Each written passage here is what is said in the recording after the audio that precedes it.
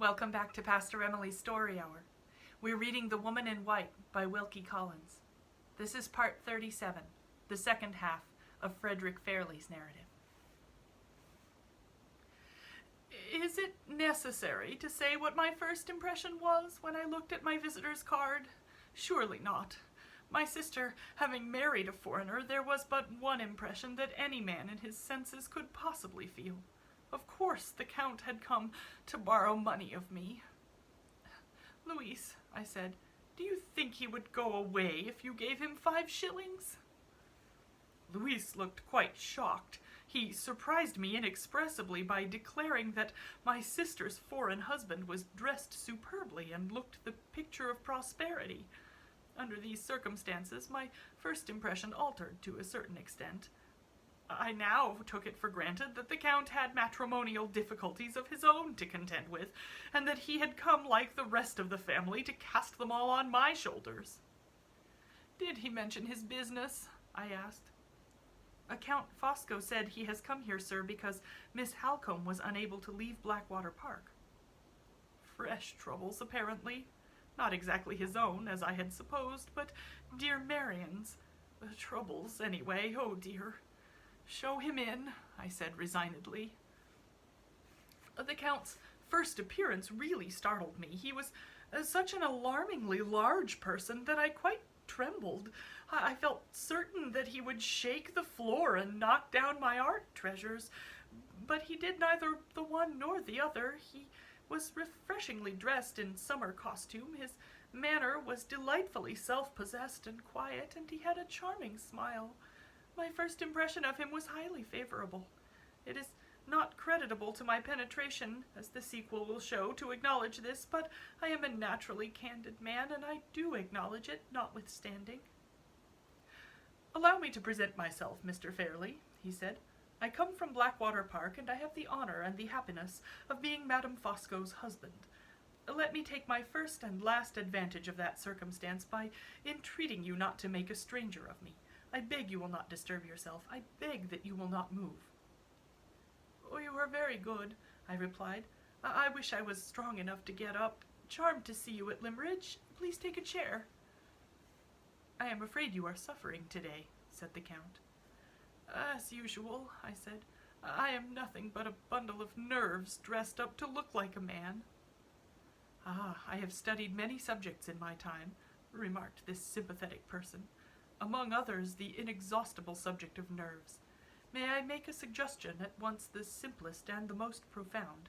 Will you let me alter the light in your room?" "Oh, certainly, if you will be so very kind as not to let any of it in on me." He walked to the window, such a contrast to dear Marian, so extremely considerate in all his movements.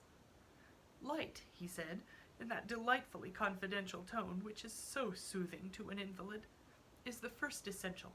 Light stimulates, nourishes, and preserves. You can no more do without it, Mr. Fairley, than if you were a flower. Observe. Here, where you sit, I close the shutters to compose you.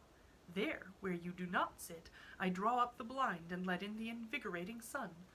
Admit the light into your room, if you cannot bear it on yourself.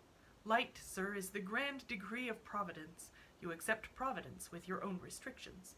Accept the light on the same terms." I thought this very convincing and attentive. He had taken me up to that point about the light, and he had certainly taken me in. "You see me confused," he said, returning to his place. "On my word of honor, Mr. Fairley, you see me confused in your presence." "Shocked to hear it, I am sure. May I inquire why?" "Well, sir, can I enter this room, where you sit a sufferer, and see you surrounded by these admirable objects of art, without discovering that you are a man whose feelings are acutely impressionable, whose sympathies are perpetually alive? Tell me, can I do this?" If I had been strong enough to sit up in my chair, I should, of course, have bowed. Not being strong enough, I smiled my acknowledgments instead. It did just as well. We both understood one another. "Pray follow my train of thought," continued the Count. "I sit here, a man of refined sympathies myself, in the presence of another man of refined sympathies also. I am conscious of a terrible necessity for lacerating those sympathies by referring to domestic events of a very melancholy kind. What is the inevitable consequence? I have done myself the honor of pointing it out to you already. I sit confused. Was it at this point that I began to suspect he was going to bore me? I rather think it was. Is it absolutely necessary to refer to these unpleasant matters? I inquired. In our homely English phrase, Count Fosco, won't they keep? The Count, with the most alarming solemnity, sighed and shook his head. Must I really bear them? He shrugged his shoulders. It was the first foreign thing he had done since he had been in the room, and looked at me in an unpleasantly penetrating manner. My instincts told me that I had better close my eyes, and I obeyed my instincts. Please break it gently, I pleaded. Anybody dead? Dead? Cried the Count, with unnecessary foreign fierceness. Mr. Fairley, your national composure terrifies me. In the name of heaven, what have I said or done to make you think me the messenger of death? Pray accept my apologies, I answered. You have said and done nothing. I make it a rule in these distressing cases always to anticipate the worst. It breaks the blow by meeting it halfway, and so on. Inexpressibly relieved, I am sure, to hear that nobody is dead. Anybody ill? I opened my eyes and looked at him. Was he very yellow when he came in, or had he turned very yellow in the last minute or two? I can't really say, and I can't ask Louis, because he was not in the room at the time. Anybody ill? I repeated, observing that my national composure still appeared to affect him. Well, that is part of my bad news, Mr. Fairley, yes. Somebody is ill. Oh, grieved, I am sure. Which of them is it? To my profound sorrow, Miss Halcombe.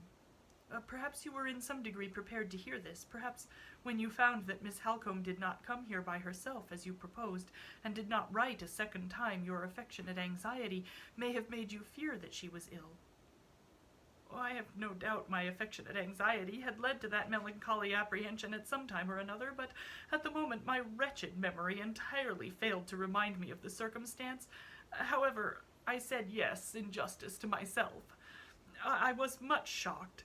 It was so very uncharacteristic of such a robust person as dear Marian to be ill, that I could only suppose she had met with some accident, a horse or a false step on the stairs, or something of that sort.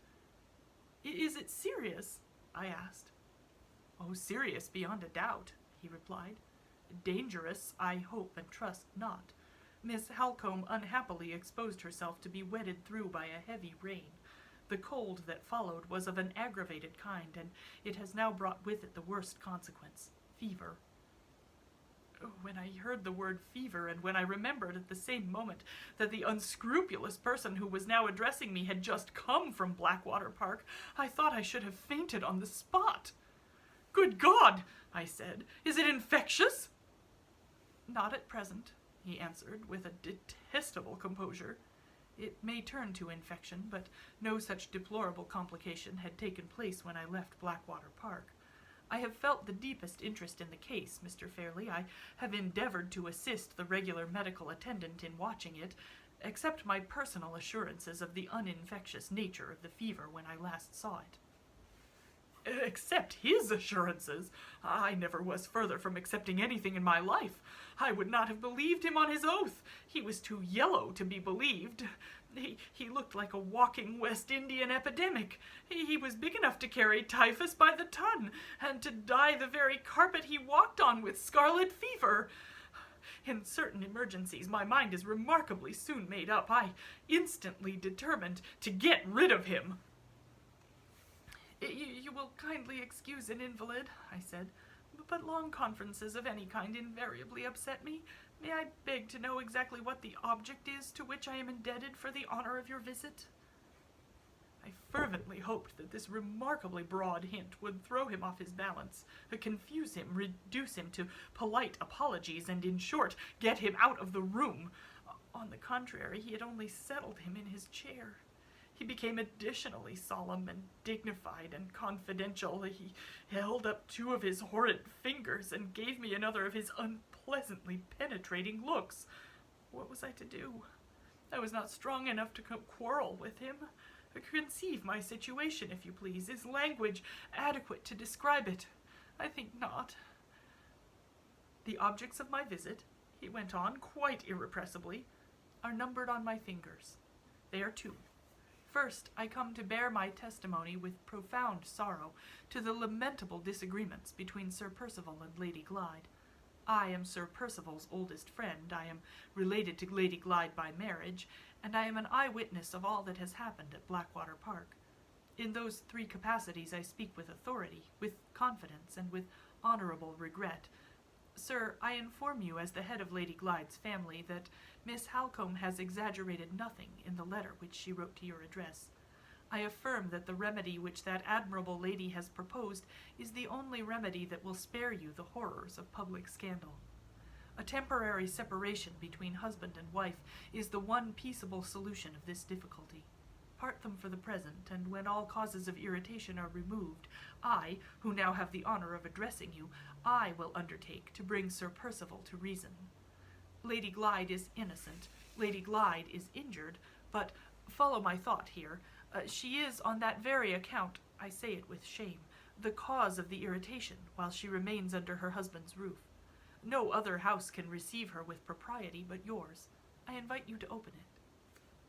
Cool. Here was a matrimonial hailstorm pouring in the south of England, and I was invited by a man with fever in every fold of his coat to come out from the north of England and take my share of the pelting. I tried to put the point forcibly, just as I have put it here. The Count deliberately lowered one of his horrid fingers, kept the other up, and went on, rode over me, as it were, without even the common coachman-like attention of crying, "Hi!" before he knocked me down. Follow my thought once more, if you please, he said. My first object you have heard. My second object in coming to this house is to do what Miss Halcombe's illness has prevented her from doing for herself.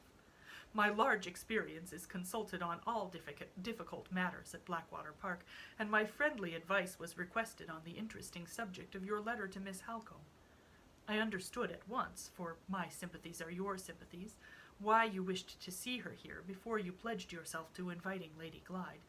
You are most right, sir, in hesitating to receive the wife until you are quite certain that the husband will not exert his authority to reclaim her. I agree to that. I also agree that such delicate explanations as this difficulty involves are not the explanations which can be properly disposed of by writing only. My presence here, to my own great inconvenience, is proof that I speak sincerely.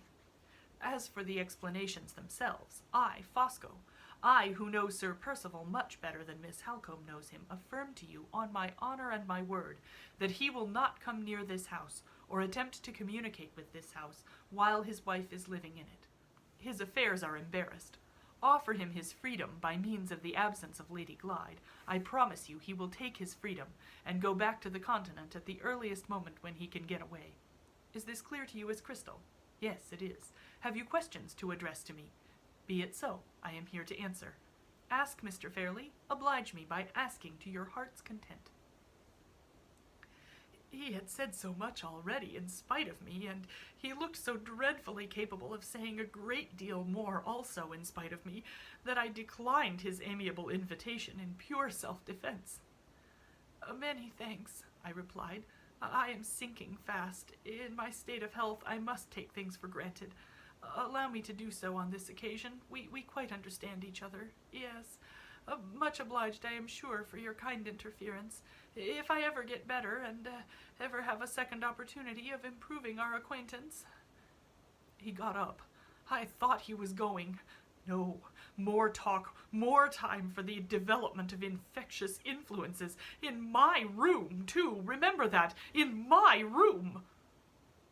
One moment yet, he said. One moment before I take my leave. I ask permission at parting to impress on you an urgent necessity. It is this, sir. You must not think of waiting till Miss Halcombe recovers before you receive Lady Glyde. Miss Halcombe has the attendance of the doctor, of the housekeeper at Blackwater Park, and of an experienced nurse as well, 3 persons for whose capacity and devotion I answer with my life. I tell you that. I tell you also that the anxiety and alarm of her sister's illness has already affected the health and spirits of Lady Glyde, and has made her totally unfit to be of use in the sick room. Her position with her husband grows more and more deplorable and dangerous every day. If you leave her any longer at Blackwater Park, you do nothing whatever to hasten her sister's recovery, and at the same time you risk the public scandal which you and I and all of us are bound in the sacred interests of the family to avoid. With all my soul, I advise you to remove the serious responsibility of delay from your own shoulders by writing to Lady Glyde to come here at once. Do your affectionate, your honorable, your inevitable duty, and whatever happens in the future, no one can lay the blame on you. I speak from my large experience. I offer my friendly advice. Is it accepted? Yes or no? I looked at him, merely looked at him, with my sense of his amazing assurance and my dawning resolution to ring for Louise and have him shown out of the room expressed in every line of my face. It is perfectly incredible, but quite true, that my face did not appear to produce the slightest impression on him. Born without nerves. Evidently born without nerves. You hesitate, he said. Mr. Fairley, I understand that hesitation. You object. See, sir, how my sympathies looked straight down into your thoughts. You object that Lady Glyde is not in health and not in spirits to take the long journey from Hampshire to this place by herself. Her own maid is removed from her, as you know, and of other servants fit to travel with her from one end of England to another there are none at Blackwater Park. You object again that she cannot comfortably stop and rest in London on her way here, because she cannot comfortably go alone to a public hotel where she is a total stranger. In one breath I grant both objections. In another breath I remove them. Follow me, if you please, for the last time. It was my intention, when I returned to England with Sir Percival, to settle myself in the neighbourhood of London. That purpose has been happily accomplished. I have taken for 6 months a little furnished house in the quarter called St. John's Wood. Be so obliging as to keep this fact in your mind, and observe the programme I now propose. Lady Glyde travels to London, a short journey. I myself meet her at the station. I take her to rest and sleep at my house, which is also the house of her aunt. When she is restored, I escort her to the station again, and she travels to this place, and her own maid, who is now under your roof, receives her at the carriage door. Here is comfort consulted. Here are the interests of propriety consulted. Here is your own duty, the duty of hospitality, sympathy, and protection to an unhappy lady in need of all three, smoothed and made easy from the beginning to the end. I cordially invite you, sir, to second my efforts in the sacred interests of the family. I seriously advise you to write, by my hands, offering the hospitality of your house and heart, and the hospitality of my house and heart, to that injured and unfortunate lady whose cause I plead today. He waved his horrid hand at me. He struck his infectious breast. He addressed me oratorically as if I was laid up in the House of Commons. It was high time to take a desperate course of some sort. It was also high time to send for Louise and adopt the precaution of fumigating the room. In this trying emergency an idea occurred to me, an inestimable idea which, so to speak, killed 2 intrusive birds with 1 stone. I determined to get rid of the Count's tiresome eloquence and of Lady Glyde's tiresome troubles by complying with this odious foreigner's request and writing the letter at once. There was not the least danger of the invitation being accepted, for there was not the least chance that Laura would consent to leave Blackwater Park while Marian was lying there ill. How this charmingly convenient obstacle could have escaped the officious penetration of the Count, it was impossible to conceive, but it had escaped him. My dread that he might yet discover it if I allowed him any more time to think stimulated me to such an amazing degree that I struggled into a sitting position and really seized the writing materials by my side and produced the letter as rapidly as if I had been a common clerk in an office. Dearest Laura, please come whenever you like. Break the journey by sleeping in London at your aunt's house. Grieved to hear of dear Marian's illness. Ever affectionately yours. I handed these lines at arm's length to the Count. I sank back in my chair, and I said, "Excuse me, I am entirely prostrated. I can do no more. Will you rest and lunch downstairs? Love to all, and sympathy, and so on. Good morning." He made another speech. The man was absolutely inexhaustible. I closed my eyes. I endeavored to hear as little as possible, and in spite of my endeavors, I was obliged to hear a great deal. My sister's endless husband congratulated himself and congratulated me on the result of our interview. He mentioned a great deal more about his sympathies and mine. He deplored my miserable health. He offered to write me a prescription. He impressed on me the necessity of not forgetting what he had said about the importance of light. He accepted my obliging invitation to rest and lunch. He recommended me to expect Lady Glyde in 2 or 3 days' time. He begged my permission to look forward to our next meeting instead of paining himself and paining me by saying farewell. Oh, he added a great deal more, which I rejoice to think I did not attend to at the time and do not remember now. I heard his sympathetic voice traveling away from me by degrees, but large as he was, I never heard him. Oh, he had the negative merit of being absolutely noiseless. I don't know when he opened the door or when he shut it. I ventured to make use of my eyes again after an interval of silence, and he was gone. I rang for Louise and retired to my bathroom. Tepid water, strengthened with aromatic vinegar for myself, and a copious fumigation for my study were the obvious precautions to take, and of course I adopted them. I rejoice to say they proved successful. I enjoyed my customary siesta. I awoke moist and cool. My first inquiries were for the Count. Had we really got rid of him? Yes, he had gone away by the afternoon train. Had he lunched, and if so, upon what? Entirely upon fruit tart and cream. What a man! What a digestion! Am I expected to say anything more? I believe not. I believe I have reached the limits assigned to me. The shocking circumstances which happened at a later period did not, I am thankful to say, happen in my presence. I do beg and entreat that nobody will be so very unfeeling as to lay any part of the blame of those circumstances on me. I did everything for the best. I am not answerable for a deplorable calamity which it was quite impossible to foresee. I am shattered by it. I have suffered under it as nobody else has suffered. My servant Louis, who is really attached to me in his unintelligent way, thinks I shall never get over it. He sees me dictating at this moment with my handkerchief to my eyes. I wish to mention, in justice to myself, that it was not my fault, and that I am quite exhausted and heartbroken. Need I say more? Come back tomorrow for the next installment.